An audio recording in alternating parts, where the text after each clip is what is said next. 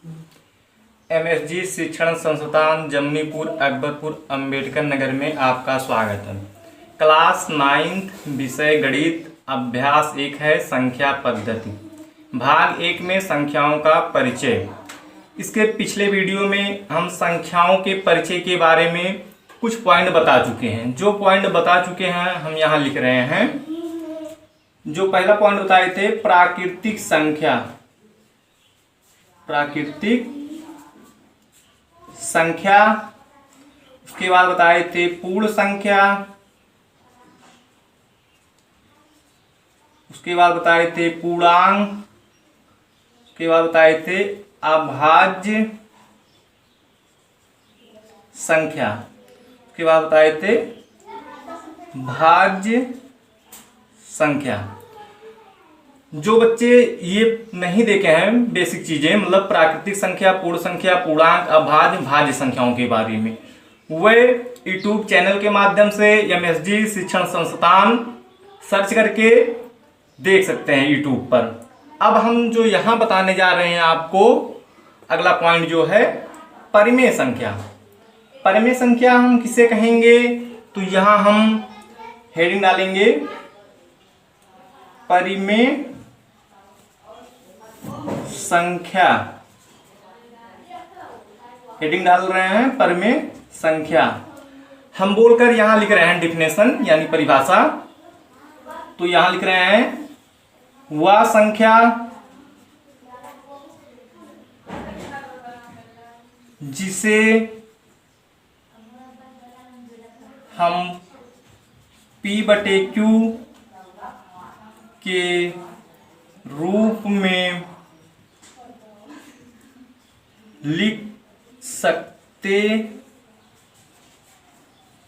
लिख सकते हैं, उसे परिमेय संख्या कहते हैं। तो यहां परिभाषा क्या लिखे हैं, वह संख्या जिसे हम P/Q के रूप में लिख सकते हैं उसे परिमेय संख्या कहते हैं। लेकिन Q नॉट इक्वल 0। लेकिन Q नॉट इक्वल 0। अब यहां देखिए कह रहे हैं कि वह संख्या जिसे हम P/Q के रूप में लिख सकते हैं लेकिन Q नॉट इक्वल 0। तो यहां इसका मतलब क्या है, जैसे कोई संख्या मान रहे हैं 4/5 आपका है, तो P/Q के रूप में यानी अंश बटे हर यानी भिन्न के रूप में जिसे हम लिख सकते हैं उसे परिमेय संख्या कहेंगे। तो यहाँ 4/5 आपका भिन्न के रूप में है। यहाँ P का मान 4 है और Q का मान 5 है। तो यहाँ कह रहा है Q नॉट इक्वल 0 यानी Q का मान 0 नहीं होना चाहिए। जैसे आपका यहाँ 4/5 है तो यहाँ Q का मान 5 है, तो यहाँ Q के दर पे आप 0 नहीं लिख सकते हैं। अगर 4/0 लिखेंगे तो इसका मान आएगा आपका अनंत, यानी इसको कहते हैं अपरिभाषित। अपरिभाषित यानी ये सिंबल जो है अनंत का है, यानी अपरिभाषित का सिंबल है। ठीक, अब यहां हम परिमेय संख्याओं को थोड़ी डीपली में बताना चाह रहे हैं।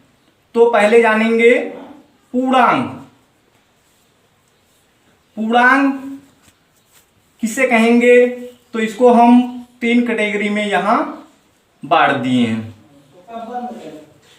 पहला पॉइंट आपका है धन पूर्णांक, और उसके बाद आपका दूसरा पॉइंट है शून्य पूर्णांक, तीसरा पॉइंट आपका है ऋण पूर्णांक।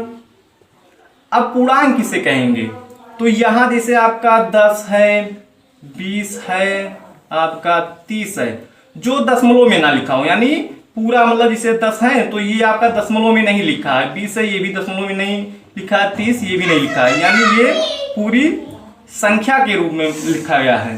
तो यहां देखिए धन पूर्णांक किसे कहेंगे, तो धन पूर्णांक यहां देखेंगे कि 1, 2, 3, इसी प्रकार आगे जितना हम लिखेंगे इसे मतलब धन पूर्णांक कहेंगे। शून्य पूर्णांक 0, ये आपका शून्य पूर्णांक है। ऋण पूर्णांक -1, -2, -3, ये इसी प्रकार आगे। तो ये अब यहां देखेंगे कि अब कहेंगे ये अंश बटे हर के रूप में कहां लिखा है। तो ये जिससे आपका 1 लिखा है तो यहां हर आपका 1 माना जाता है। 2 है तो इसके नीचे भी 1 लिखा है। इसी प्रकार यहां भी 1 माना जाता है, यहां भी आपका 1 माना जाता है। तो यहां हम परिमेय संख्याओं के कुछ एग्जाम्पल बता रहे हैं। जैसे आपका है अंश बटे हर के रूप में 2/3, 4/5 और आपका जैसे है 4। तो 4 भी आपका परिमेय संख्या, यहां नीचे हर आपका 1 माना जाता है। या -9/12, ये आपके परिमेय संख्या हैं। और कुछ पूर्ण वर्ग संख्याएं, कुछ मतलब सभी पूर्ण वर्ग संख्याएं आपके परिमेय संख्या होती हैं। पूर्ण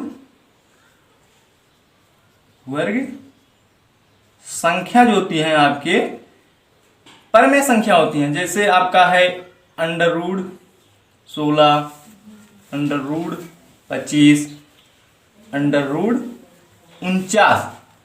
अब यहां जानेंगे पूर्ण वर्ग संख्या किसे कहेंगे। तो जैसे आपका √16 है तो इसका हम कर लिए गुणनखंड 4 × 4। अब पूर्ण वर्ग संख्या किसे कहेंगे तो यहां देखेंगे कि वह संख्या मतलब जिसका आपस में 2 बार गुणा हो। जैसे 4 है तो 4 का गुणा 4 2 बार, मतलब 4 × 4 हुआ। तो ये आपका पूर्ण वर्ग संख्या जो बना है यहां से आपका √16, तो ये आपका पूर्ण वर्ग संख्या है।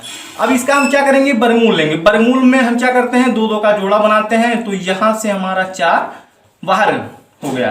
तो जैसे आपका ये 4 है तो यहां देखिए 4/1, तो इसका हर 1 माना जाता है। तो ये भी आपका परिमेय संख्या है। इसी प्रकार √25 का करेंगे तो यहां गुणनखंड कर देंगे 5 × 5, तो यहां से 5 बाहर, तो ये भी आपका परिमेय संख्या 5/1 लिख देंगे। इसी प्रकार 49 का करेंगे तो ये आपका होगा 7 × 7, यहां से 7 आपका बाहर, तो ये भी आपका परिमेय संख्या होगा। अब यहां हम बता रहे हैं दशमलव में जो संख्याएं होती हैं, कौन कौन सी संख्याएं परिमेय होंगी। दशमलव की संख्याएं जो हैं आपके, कौन कौन सी संख्याएं आपके परिमेय संख्या होंगी, आपको यहां हम बता रहे हैं। जैसे आपका कुछ है इस तरह 0.5, 0.3, 0.6, यानी ये मान मतलब आगे नहीं बढ़ रहा है, मतलब 5 आपका अस्थाई हो गया है। जैसे आपका है 1/2, यानी 1 में भाग किससे दे रहे हैं, 2। अब यहां जब 2 से 1 में भाग देंगे तो यहां दशमलव बढ़ाएंगे, यहां हुआ 0, 2 पंचे 10, यहां काट देंगे शेष 0। अब यहां मतलब आगे नहीं बढ़ रहा है। अब ये 0.5 जो हो गया आपका अस्थाई हो गया, और 0.3, इसी प्रकार 0.6, ये आपके परिमेय संख्या हैं, मतलब आगे नहीं बढ़ रहे हैं। और कुछ संख्याएं हैं जैसे आपका है 1.33, इसी प्रकार आगे बढ़ रहा है। तो ये भी आपका परिमेय संख्या है, क्योंकि दशमलव के बाद 3 लगातार आ रहा है। तो इसको हम इस तरह लिख देते हैं 1.33 के ऊपर बार, इसको मतलब बार का बोलते हैं, ठीक। या आपका हो 1.4242, ये भी आपका परिमेय संख्या है। तो हम यहां क्या करते हैं, 1.42 के ऊपर बार लगा देते हैं, क्योंकि 4 दशमलव के बाद 4242 की पुनरावृत्ति हो रही है। तो हम इसको लिखते हैं 1.42 के ऊपर बार, इसको मतलब बार कहते हैं, ठीक। अगर आपका इस प्रकार लिखा हो कि 1.4210 आगे मतलब बढ़ रहा हो, ठीक, तो ये आपका परिमेय संख्या नहीं है, इसको कहेंगे अपरिमेय संख्या। अपरिमेय संख्या क्यों कहेंगे, क्योंकि देखिए दशमलव के बाद 4 2 1 0 मतलब मान बदलता जा रहा है, तो ये आपका अपरिमेय संख्या है। अब हम आपको अपरिमेय संख्याओं के बारे में बताने जा रहे हैं। अपरिमेय संख्या जो होता है परिमेय संख्या, यानी परिमेय संख्या का अपोजिट होता है। तो परिमेय संख्या का अपोजिट अपरिमेय संख्या कहते हैं। ठीक, तो यहां हम हेडिंग डालेंगे अपरिमेय संख्या। अपरिमेय संख्याओं के बारे में जानेंगे, तो हेडिंग डाल रहे हैं हम अपरिमेय संख्या। यहां लिख रहे हैं अपरिमेय संख्या। अपरिमेय संख्या हम किसे कहेंगे? तो हम बोलकर डिफिनेशन कुछ इस प्रकार लिख रहे हैं कि वह संख्या जिसे हम P/Q के रूप में नहीं लिख सकते हैं, उन्हें हम अपरिमेय संख्या कहते हैं। इसमें जितनी अभाज्य की संख्या आएंगी, अभाज्य संख्या के बारे में हम बताए थे कि वह संख्या जो एक एवं स्वयं के अलावा किसी और से विभाजित ना हो, अभाज्य संख्या कहते हैं। तो अभाज्य संख्या में जैसे आपका है 2, 3, 5, 7, आगे भी इसी प्रकार। अगर इस पे हम करणी का निशान इस तरह लगा दें, करणी का निशान लगा दें यानी वर्गमूल का, तो ये आपके अपरिमेय संख्याएं कहेंगे। अपरिमेय संख्याएं में कुछ भाज्य संख्या जो होती हैं, भाज्य संख्या, ये भी आपके अपरिमेय संख्या में कुछ संख्याएं आती हैं। जैसे आपका है 6 है, तो इस पे हम क्या कर दें, करणी का चिन्ह यानी वर्गमूल का निशान लगा दें। तो ये देखिए, इसको हम क्या करेंगे, √2 गुणे √3। जब हम इसका आपस में गुणा करेंगे तो हमारा ये बनेगा √6। अब यहां से देखिए √2 जो है ये आपका अपरिमेय संख्या है, और √3 जो है ये भी आपका अपरिमेय संख्या है। जब हम इसका गुणा करेंगे तो ये आपका बनेगा √6। तो √6 आपका अपरिमेय संख्या है। अपरिमेय संख्याओं में दशमलव की कुछ संख्या है, जो दशमलव की संख्याएं। तो दशमलव में कौन कौन सी संख्याएं हैं जो हम अपरिमेय संख्या कहेंगे? तो यहां लिखेंगे 1.42100 आगे इसी प्रकार, यानी दशमलव के बाद 42100 यानी मान बदल रहा है, तो इसको हम अपरिमेय संख्या कहेंगे। या 1.7432 आगे इस तरह, यानी दशमलव के बाद 7432 यानी मान बदल रहा है, तो हम इसको अपरिमेय संख्या कहेंगे। अब हम यहाँ हेडिंग डाल रहे हैं वास्तविक संख्या। वास्तविक संख्या हम किसे कहेंगे?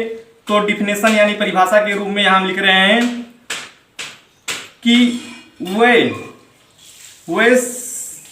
डिफिनेशन के रूप में लिख रहे हैं कि सभी संख्याओं के संग्रह को वास्तविक संख्या कहते हैं। सभी संख्याओं के संग्रह को वास्तविक संख्या कहते हैं। जो हम यहाँ सभी संख्याओं के बारे में बता चुके हैं, जैसे आपका है पूर्णांक, भाज्य संख्या, अभाज्य संख्या, परिमेय संख्या, अपरिमेय संख्या। तो ये सभी संख्याओं से मिलकर बनी हैं, उन्हें हम वास्तविक संख्या कहेंगे। अब इसी के साथ वीडियो काफ़ी लंबा बन रहा है, हम आज इस वीडियो को यहीं पर एंड कर रहे हैं। Thank you.